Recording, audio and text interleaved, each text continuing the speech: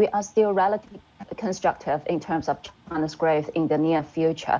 Aside from some leading indicators, for example, like the PMI, if we look at, say, the Caixin PMI is now at the highest level since February 2011. There are also some other positive signs, and the strong external demand, despite the resurgence of coronavirus in some of China's major trading partners, was definitely a positive surprise. So recently, we keep getting this news about China running out of containers and see shipping container prices surging by doubling since June. So all these are signs that the external demand might be able to drive China growth to continue its momentum. And at the same time, fiscal impulse is likely to rise further because only about a little bit more than half of this year's fiscal resources were deployed in the first 3 quarters of this year, leaving nearly half, or 49% to be exact, in the fourth quarter. So we are still looking for a further pickup of fourth quarter GDP to 5.5%, or even with a small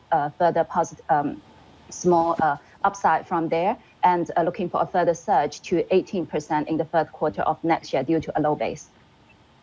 Right. What's a big risk for China right now? Because it seems like everything is pointing towards optimism for the region, Becky. We feel China's credit growth, or this round of the credit easing, is now coming to an end.